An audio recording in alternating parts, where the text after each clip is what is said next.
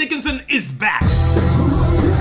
After an almost 22-year-long break, the legendary vocalist finally got back on stage with his solo band. And of course, just like everything when it comes to Bruce Dickinson, he did it in a very interesting manner. I'm from Brazil, Bruce. So let's take a look at the first Bruce Dickinson shows in support of the Mandrake Project, discuss the band's performance and Bruce Dickinson's voice, and then talk a bit about something strange about those first shows.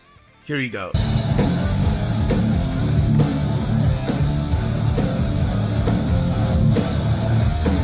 Real quick before we start, guys, as always, please do not hesitate to comment on anything you hear or see in this video, and especially if you disagree with me, because the whole point of our Metal Pilgrim channel and Up the Iron series is, of course, to start a conversation.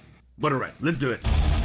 Bruce Dickinson's tour in support of his latest 7th studio album, The Mandrake Project, was supposed to start with a warm-up show in Orange County, California.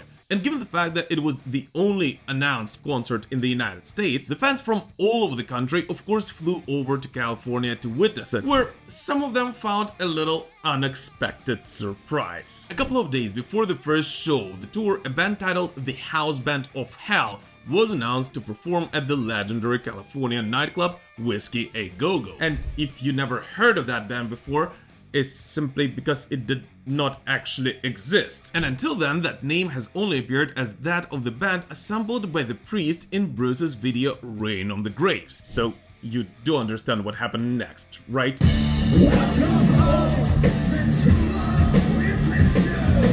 A day before the aforementioned show, Bruce Dickinson, who against all odds now has an Instagram account, revealed the not-so-secret, as he said himself, show with his House Band of Hell and encouraged all his fans to get the tickets in a good old-fashioned way offline, right at the venue a morning before the concert, hinting that there might be a little surprise awaiting for them. And so naturally, many of the fans camped for hours to be among the first at the box office, and they were indeed rewarded for that.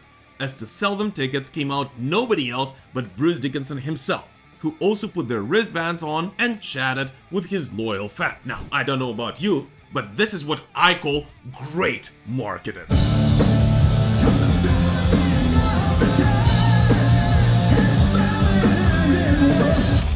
The two shows the House Band of Hell played at Whiskey A Go-Go were the complete opposite of pretty much anything Bruce's main band Iron Maiden do today. They were somewhat of a throwback to the simpler times, as Bruce and his band played possibly the most intimate concerts he did in decades, in front of just a couple of hundred people in the crowd each night. And speaking about those two concerts and playing tiny venues after performing at stadiums around the world, in an interview afterwards, Bruce Dickinson said the following: "Oh, it's brilliant. Honestly, I mean, not just you can see the audience and you can smell them, and it's fantastic. I have to use the term analog because, and as opposed to bands or entertainers now that do everything like to a click track or to a time code or whatever, none of that. So we're back in 1972, which is, most people say, I wasn't even born then." And this, I believe, is a key to understanding why Bruce is even doing it all at this stage of his career, of which we will talk in a moment.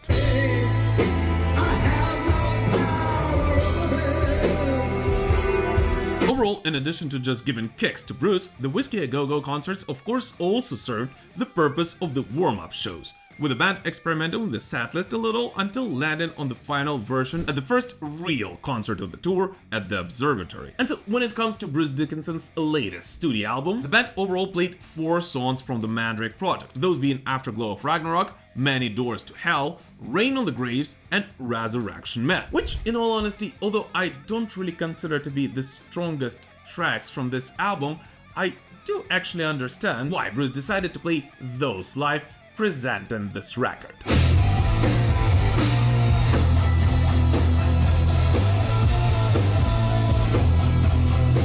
And in addition to those, we also got 4 tracks from The Chemical Wedding, finally including a live debut of The Alchemist, 3 from Picasso, 2 from Accident of Birth, and 2 tracks from Tyranny of Souls, both of which, Abduction and Navigate the Seas of the Sun, also saw their live debut. As in case you don't know, these were actually the first live shows by Bruce Dickinson since the release of his 2005 album Tyranny of Souls. So I guess technically this tour actually is in support of not 1 but 2 albums at the same time.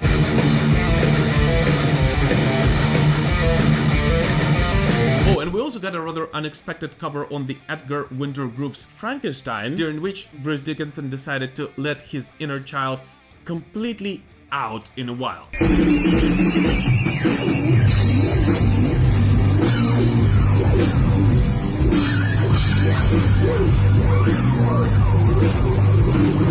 Yet, if you think that those were the most unusual bits from those shows, you're in for a real surprise.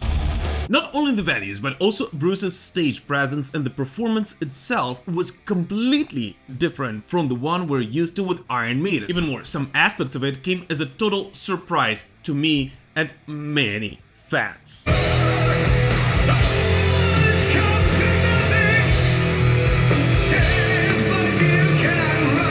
First of all, one of the main questions, which, given the singer's age and his recent health problems, most fans naturally ask right away is, how does Bruce sound? Can he still pull it off? And here's the thing. I watched dozens of videos of Iron Maiden performances from the Legacy of the Beast and the Future Past tour, in addition to seeing Bruce live myself several times. And in all honesty, I don't remember him sounding like this in a very long time. Throughout the set, at all of the concerts so far, Bruce felt extremely comfortable with his voice, resulted in him giving some of the best vocal performances in ages, while not forgetting to run around the stage and simply have fun with his new band.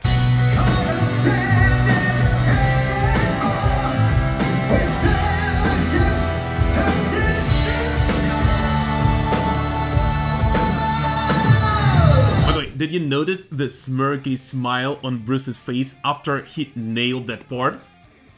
It's just something, right?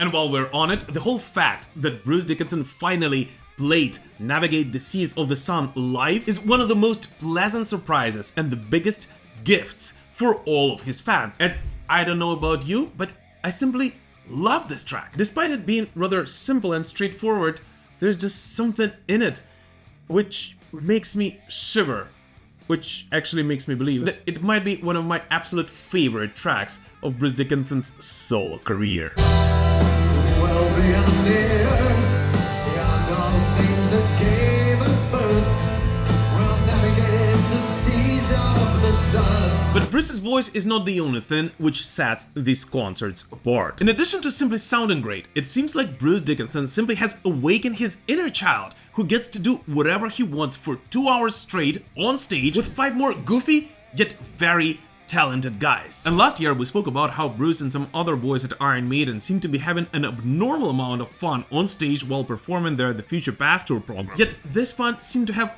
culminated for Bruce on his solo tour.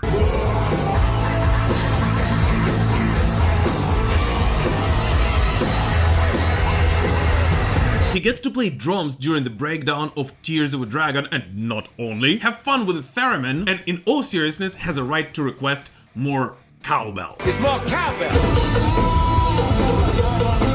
Bruce gets to be fully in charge and do whatever his creativity requires without any limitations. And it absolutely shows in his incredible vocal performance, artistic imagery, and overall mood. As I honestly do not remember Bruce Dickinson being so happy and full of life for the past almost 20 years, which is a joy to witness for every Iron Maiden and Bruce Dickinson fan.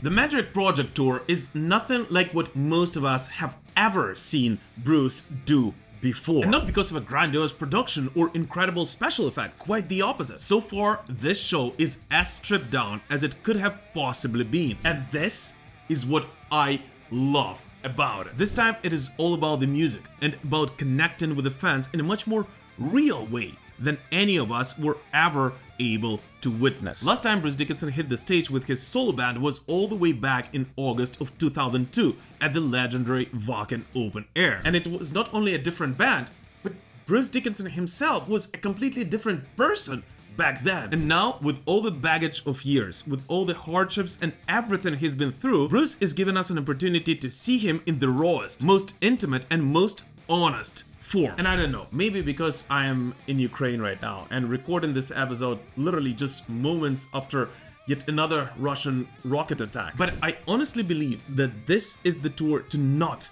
miss in 2024. So if you have a chance to witness it, but you're still contemplating whether to do so or not, just do it.